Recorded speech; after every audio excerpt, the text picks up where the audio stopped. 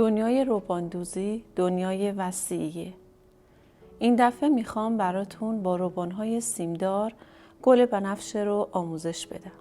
من آفاق امیریان هستم و بابت اینکه میتونم از این راه با شما در ارتباط باشم خوشحالم.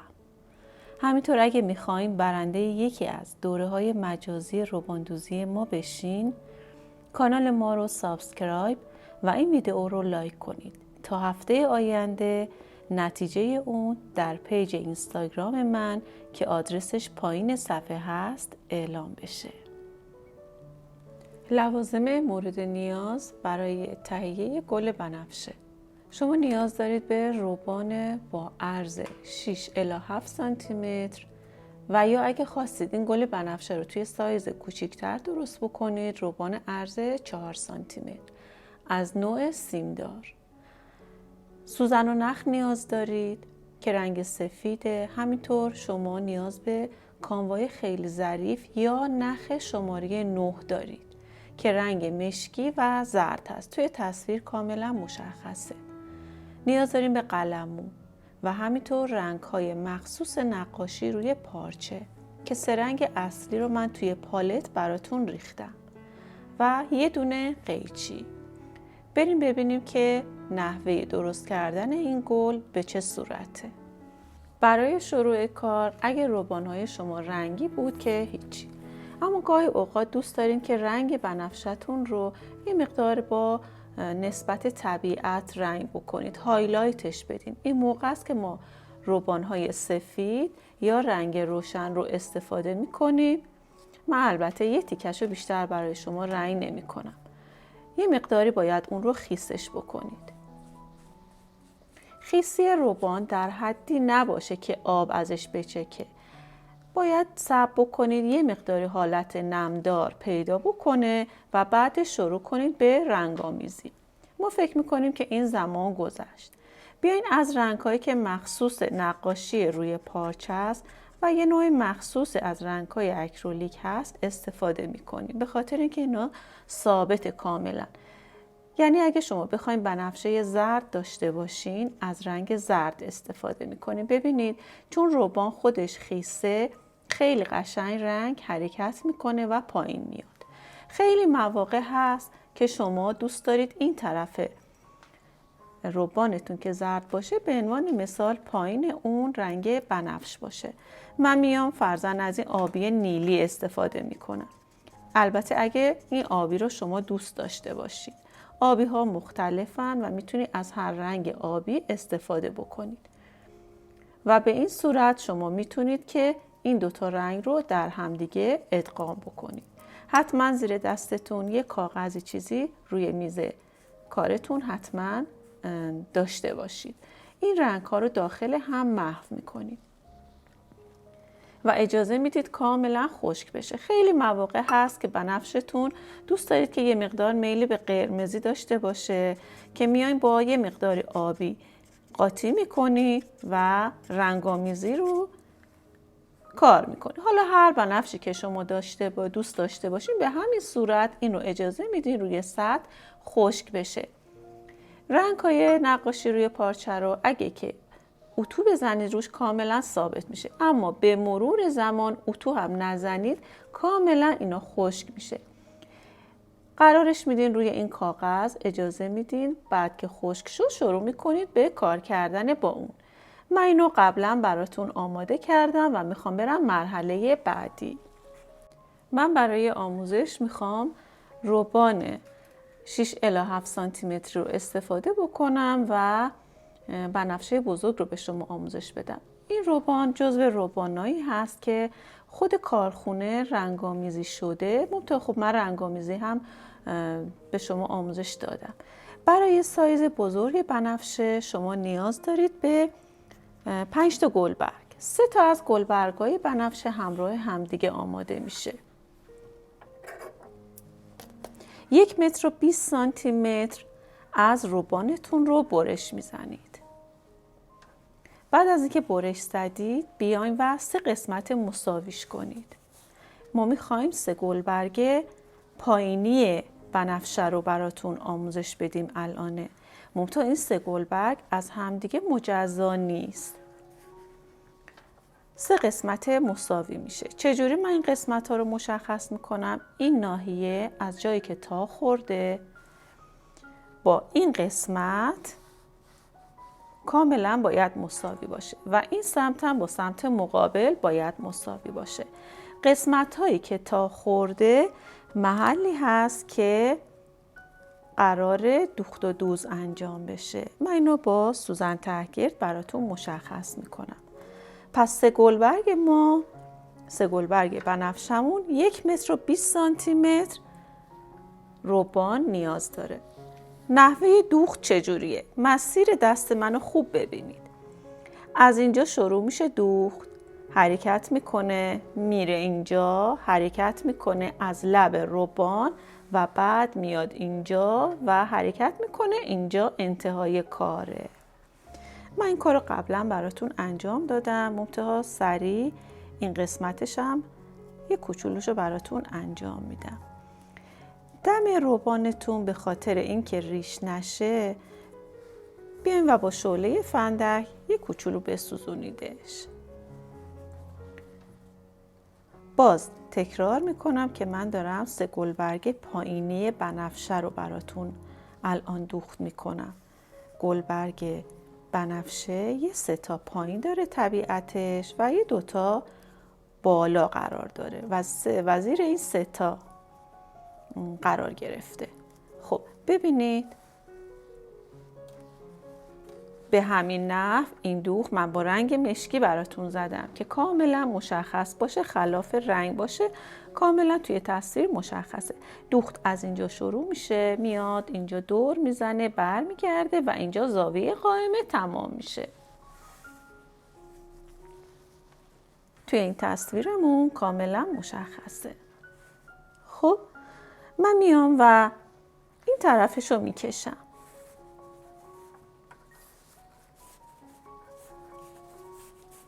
کاملا باید جمع بشه.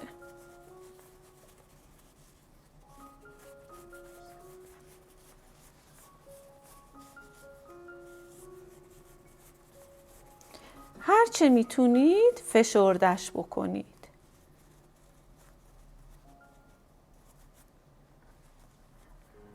یه نکته این که یه دونه از گلبرگ‌ها میفته رو، این میشه روی بنفشه شما و این سمت میشه پشت بنفشه‌تون. پس گلبرگی که کاملا میفته رو میشه پایین بنفشه. کاملا فشرده بکنید و گره بزنید. من مرحله براتون باز اینو آماده کردم. میخوایم بریم ببینیم که برای 2 گلبرگ زیرین باید چی کار بکنیم. ما نیاز داریم به 80 سانتی متر روبان. مجدداً شما 80 سانتی متر روبان باید قیچی بزنید.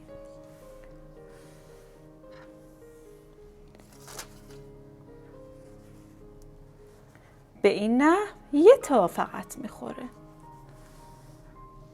دوخت من از کجا شروع میشه؟ من اینجا رو سوزن تهگرد میزنم که تکون نخوره. اگه از این ویدئو و بقیه آموزش های ما لذت میبرید سابسکرایب و لایک فراموش نشه و توی کامنت ها هم برای ما بنویسید که علاقه به چه آموزشی دارین تا ما بتونیم اونو توی آموزش های آینده براتون قرار بدیم.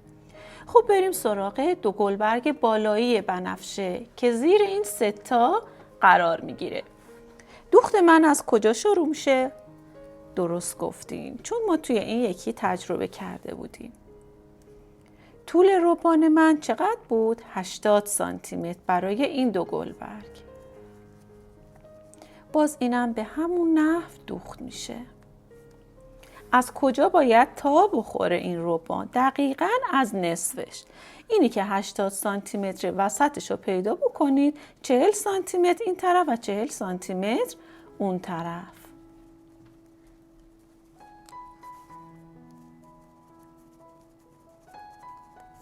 خب این یه مقداری زیاد بود و من اضافهشو الان از همینجا دیگه قطعش میکنم. اینم کامل بکشید تا اونجایی که میشه فشردش بکنید. این 2 تا گلبرگ و این 3 تا گلبرگ. من توی مرحله بعدی باز اینا رو کاملا براتون آمادش کردم. روبانیه که قبلا رنگ کردم و بهتون گفته بودم این کار رو انجام دادم.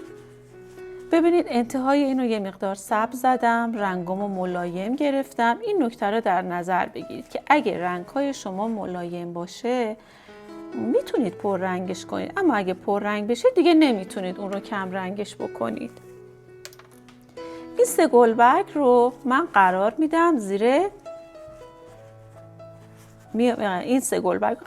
روی این 2 گلبرگ. حتما به طبیعت بنفشه نگاه بکنید. من حالا باید توسط یه سوزن نخ رنگ سفید، چرا سفید؟ به خاطر که سفید به رنگ من خیلی میخوره، بیام و این 3 تا گلبرگ رو ثابت کنم روی این 2 تا گلبرگ.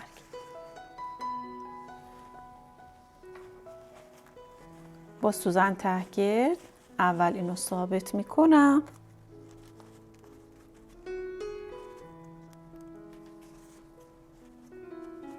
یه مقداری لایه ها چون که زیاده، خصوصا توی قسمت مرکز سوزن زدن یه کمی سخته.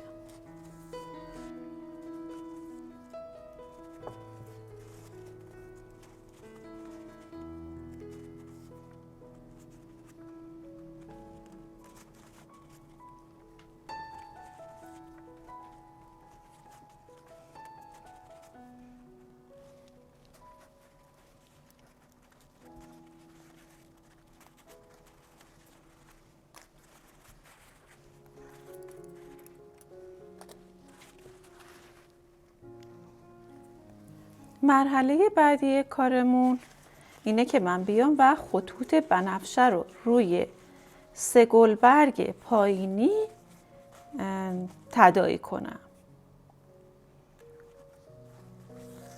گفتیم که نخ شماره 9 نیاز داریم. خطوطی که توی طبیعت بنفشه وجود داره کوتاه بلنده و شما هم به همین ترتیب باید کوتاه بلند بزنید. همه اینا هم مرکزه، یعنی میره کاملا وسط بنفشه.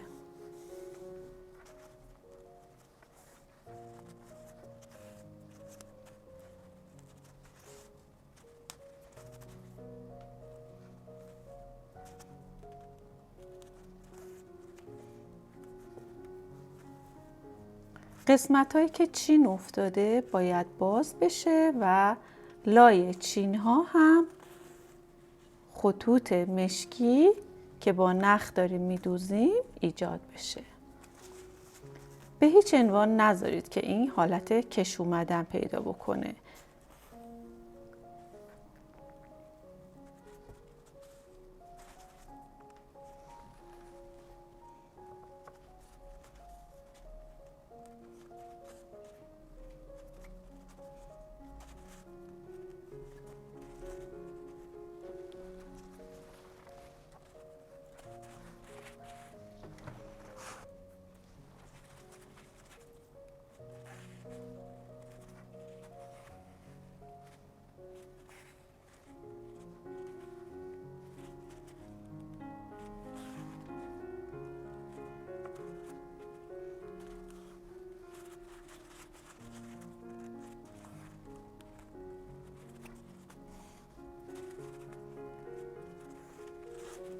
موقعی که میخواین این 2 گلبرگ رو خط بندازید، این لبه گلبرگ رویی رو برگردونید که روی اون خطوط دوخته نشه.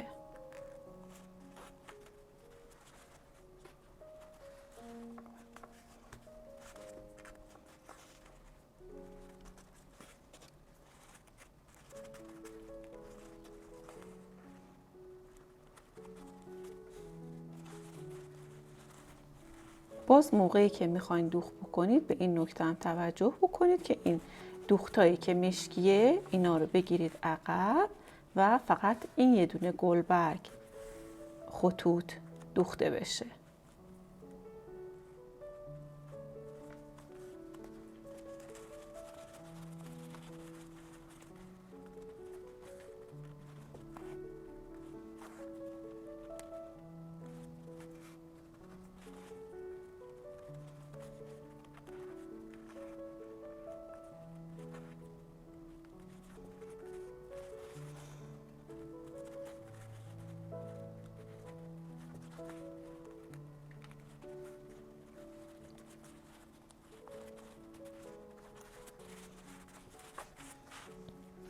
شما میتونید تعداد خطوط رو خیلی بیشتر بکنید.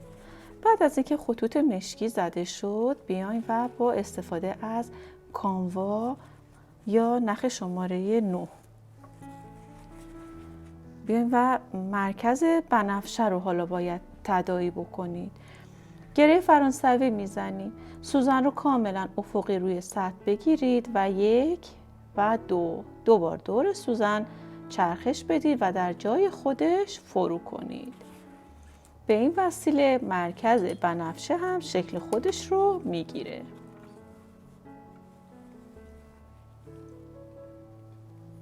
یه بار دیگه براتون میزنم، خوب دقت بکنید. از مرکز بنفشه در میاییم. سوزن رو افقی میگیرید.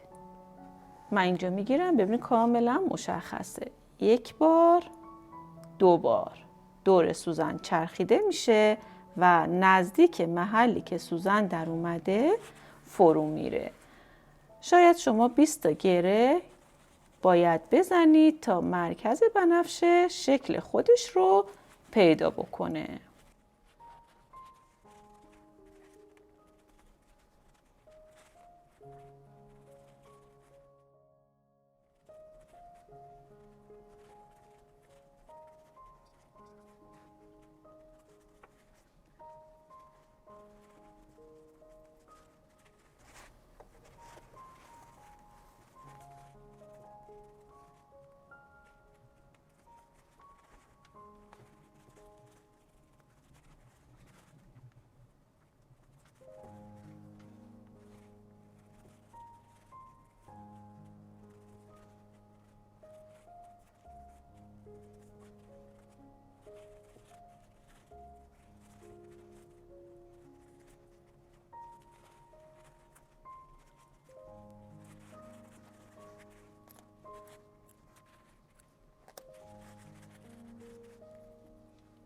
خب این بنفشه‌ای که من براتون کار کردم، با یه مقدار فرصت بیشتر خطوطش رو بیشتر کردم، مرکز گل رو هم گره فرانسویاش رو بیشتر کردم.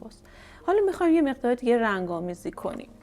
من کاغذ رو میذارم زیر دستم و با استفاده از همون رنگایی که مخصوص نقاشی روی پارچه است، میخوام که اون رو یه مقدار بیشتر رنگ‌آمیزی کنم. یه کمی آب میزنم قسمت مرکز، خیلی کم زدم بهش.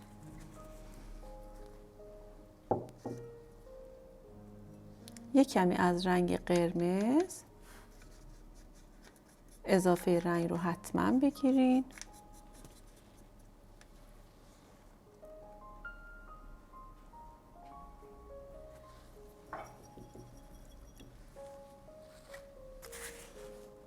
یه ذره رنگ زرد.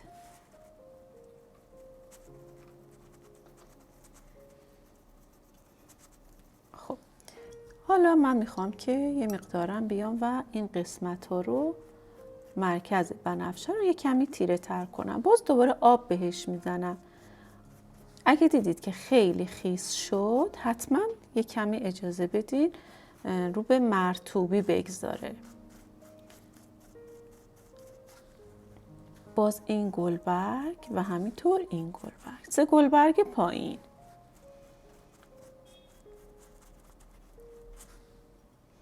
مرطوب میشه و یه مقدار رنگ تیره که توسط رنگ آبی و رنگ قرمز به دست میاد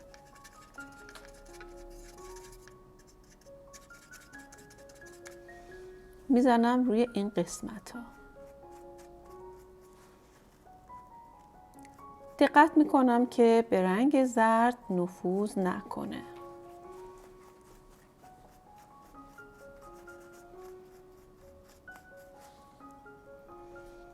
این نقاشی ها باعث میشه که خب گل بنفشه شادابتری رو شما داشته باشید.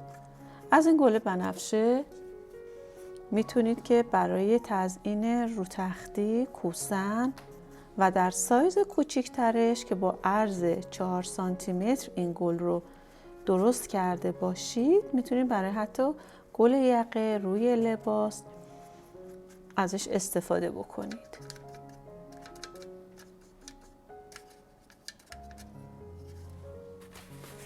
اضافه های رنگ رو حتما بگیرین و باز این قسمت ها رو هم رنگ آمیزی کنید.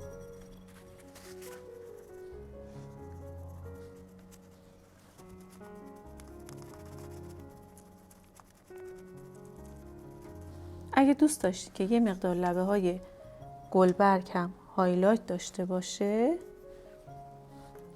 یه مقدار از رنگ زردتون رو هم اول ببینید من مرطوب کردم باز و یه مقدار از رنگ زرد رو هم روی این قسمت میکشم.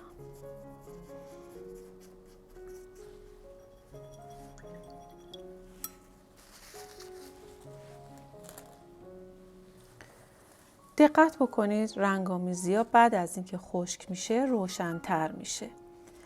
میتونید که با استفاده از برگ که من سریع مدل یک برگ رو هم براتون اینجا میگم، برای تهیه برگ یه تا بزنید این طرف، یه تا هم بزنید این طرف و با کمک سوزن نخ اون رو جمع بکنید و میتونید زیر گلبرگاتون قرار بدین، البته با عرضه معادل با خود بنفشه‌تون. نکته دیگه که میخواستم بگم براتون، بنفشه‌ای هست که با عرض 4 سانتی متر درست شده و میتونه که به عنوان گل یقه استفاده بشه. روبان‌های مورد نیاز عرض 4 سانتی متر که برای 3 گلبرگ پایین 90 سانتی متر شما نیاز دارید. دو گلبرگ بالا هم 60 سانتی متر. بعد از اینکه عین همون مراحل این رو کار کردی، شما میتونید که این گلبرگ ها رو کرشه بکنید. کریشه کردن به این صورته که بعد از اینکه گلبرگ ها آماده شد، با استفاده از یه سوزن، حالا مهم نیست که سوزن تهگرد باشه یا سوزن ساده، فکر کنید که اینو میخواین کوکش بزنید. شروع کنید به کوک زدن و خیلی ریز برید جلو تا به انتهای این یه دونه گلبرگ برسید. به این صورت کاملا جمعش بکنید و سوزنتون رو بیارید بیرون و شما الان میتونید که یک بنفشه کریشه داشته باشید.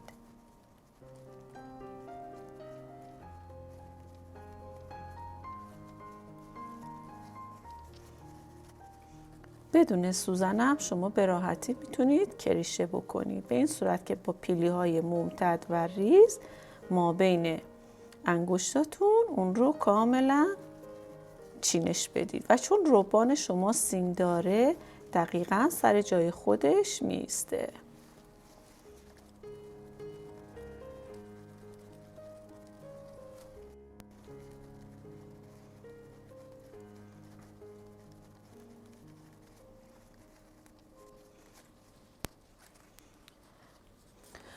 لایک این ویدیو و سابسکرایب کانال ما فراموش نشه. این کار علاوه بر افزایش شانس شما برای برنده شدن در قرعه کشی باعث میشه که آموزش های آینده ما رو هم از دست ندید.